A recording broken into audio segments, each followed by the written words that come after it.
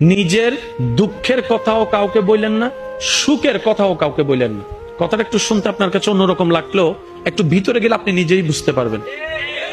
আপনি নিজের মনের দুঃখ কষ্ট সহ্য করতে না পেরে হালকা করার জন্য যাকে বলছেন, মনে রাখবেন আপনি তার কাছে কিন্তু কোনো না কোনো ভাবে একটু ছোট হয়ে যাচ্ছেন।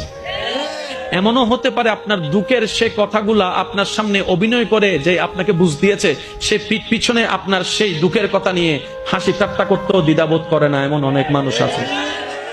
আপনি যাকে দুঃখের কথা বলে মনকে হালকা করার চেষ্টা করছেন, আপনার দুঃখের কথার সে দুঃখটা সে বুঝবে না, কারণ তার সাথে তো সেটা ঘটেনি। সেজন্য আপনাকে 3 মাস 4 মাস 3 বছর পরও হয়তো আঙ্গুল তুলে দেখাই দিতে পারে, সেই কথাটার কথা দিয়ে খোঁটা দিতে পারে। কথা বলেন ঠিক কিনা? দুঃখের কথাও মানুষকে বলে শান্তি নেই। এবার আপনি বলবেন ভাইয়া সুখের কথা কেন বলবো না? আমি বলি কি ভাই, দুঃখের কথা শোনালে যেরকম মানুষ দাম দেয় না, সুখের কথা শোনালে মানুষ বদনজর লাগাইয়া সেটাও নষ্ট করে দেয়।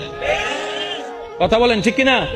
সেজন্য আমি বলার চেষ্টা করি, যখন বেশি দুঃখ হবে অন্তরে, অন্তর বেশি ব্যথিত হবে, অন্তরে প্রচুর পরিমাণ কষ্ট হবে, কোনো প্রকার চিন্তা করা ছাড়া, কারো সাথে আলাপ আলোচনা করা ছাড়া যাই নামাজটা বিছান, রবের দরবারে সিজদায় চলে যান। সুবহানাল্লাহ।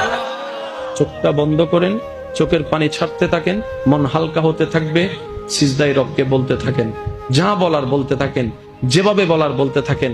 মনে রাখবেন আপনার সেই মনের বেতার ভাষা হতে পারে আপনার রক্ত বুঝবে না, আপনার ভালোবাসার মানুষ বুঝবে না, আপনার প্রিয় মানুষ বুঝবে না, কিন্তু আপনি যেভাবেই বলেন না কেন আপনার প্রত্যেকটা শব্দ আপনার রব্বুল আলামিন বুঝবে। সুবহানাল্লাহ। আপনি যখন ওনাকে দুঃখের কথা বলবেন, উনি আপনার দুঃখটাকে হালকা করে দিবে। সেই দুঃখের খবর প্রকাশ করে আপনাকে কখনো বেইজ্জত করবে না। আর আপনি যখন সুখের খবর পেয়ে রবের দরবারে সিজদায় চলে যাবেন, তখন আল্লাহ তাআলা খুশি হয়ে আপনার সুখটাকে আরো বাড়ায় দিবেন।